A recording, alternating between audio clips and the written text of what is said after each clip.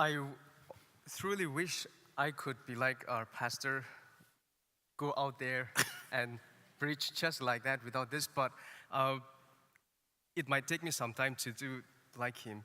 First of all, I'm an international student and English is not my first language, so I hope you'll excuse me. I just want to tell you, everyone present here, that it is really very good for me to be here. Also, right away, let me mention that, of course, the readings of today strongly has a theme of sin, but I'm not going to deal on that because this is the first Mass and there is some other topic which is relevant to me in my life, so I want to share on that. For St. Paul, the resurrection of Christ was everything in his life and in all his teachings. Because of that, he would always say, if the Lord has not been risen, if not, our faith is in vain. There won't be Christianity today. If Christ had not been risen, our death has no meaning. Suffering has no meaning. The pain we go through has no meaning.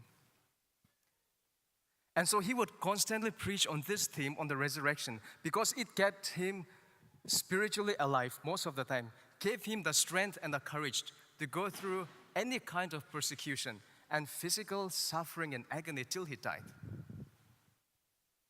It is this faith, this Christian faith, that has brought me here to the United States, cutting across all cultures and continents. And how beautiful it is that we profess this same faith, the faith which St. Paul strongly always talks about. And Jesus, of course, today speaks of a new family, which is my topic for today. Nagaland, the place I come from, is 90 to 95% Christians, but we have different denominations. And I think the majority is the Baptist. It was the American Baptist missions who came to Nagaland in the 1870s. And I tell you, they are very strong. The Baptists are very strong in Nagaland. It just happens to be that most of my relatives are Baptists.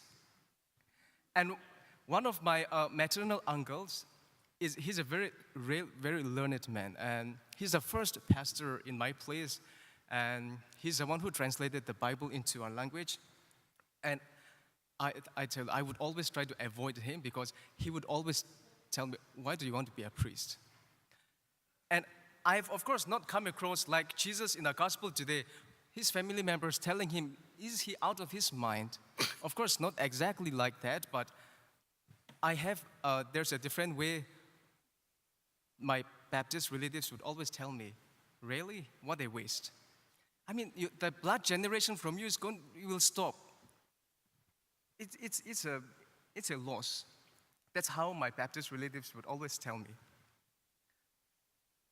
Well, it was not I who chose, but God who chose me.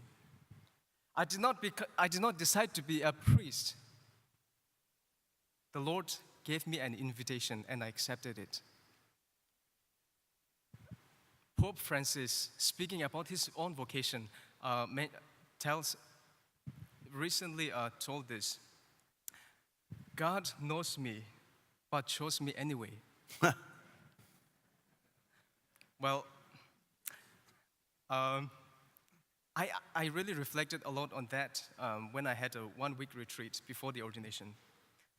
But it's true. The Lord knows me. I'm not perfect. But he still called me anyway to be a priest. What did I lose by saying yes to become God's priest? Did I lose my father, my mother, my brothers and sisters? I have 2 brothers and 2 sisters. No. In fact, I gained more fathers, mothers, brothers, and sisters by becoming a priest.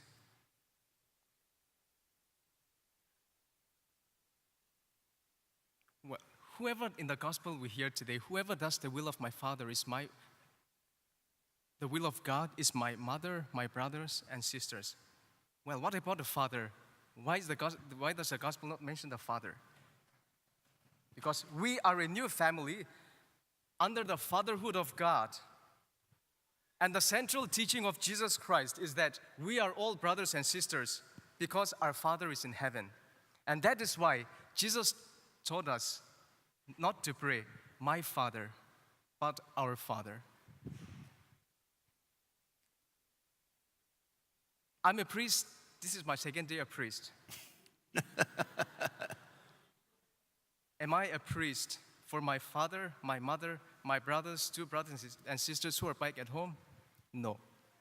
Now I have become a priest of God for everyone. Some people think that Jesus offended Mary, his mother, today in the gospel, when somebody told Jesus, your mother is there, your brothers and sisters. Of course, Jesus says, whoever does the will of God is my father and my mother and my brothers and sisters. In fact, Jesus was complimenting his mother, Mary, who always listened to the word of God and obeyed it. And this is what we're all called to be, like Mary, to listen to the word of God and to obey it.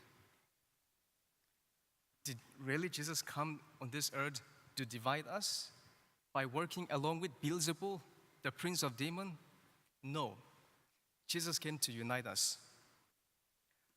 My pastor, day before yesterday, told me that a lady had come to, who is married for many years, came to Father to share her problem.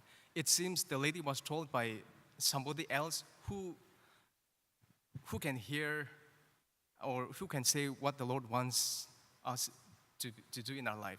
And she was told that she is going to divorce her husband very soon. So she was troubled, and that's what she shared to Father. And Father Michael, my pastor, told, whatever people say to unite is from God. Whatever people say to divide or to cause problem to you, it is from the devil. And Jesus indeed came into this world to unite us. And the kind of help and support I've received in my many years here in the US from my new family, is amazing. I'm really very, very much overwhelmed. And so whenever and whatever you do to help people in need, supporting people through your prayers, through your encouragement, and in any way possible, you are doing the will of God. And that is what He wants from each one of us, to help one another, to support one another, to pray for one another. And my prayers for all of you today is that besides the family, your families, the family we have here as St. Joseph's community will always grow stronger, be united, be really of real support to one another.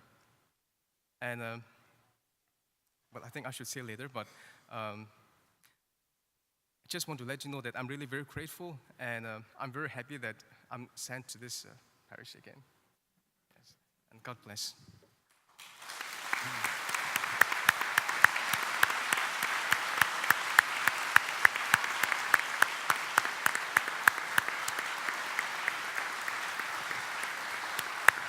Excellent. So you've crossed your first bridge.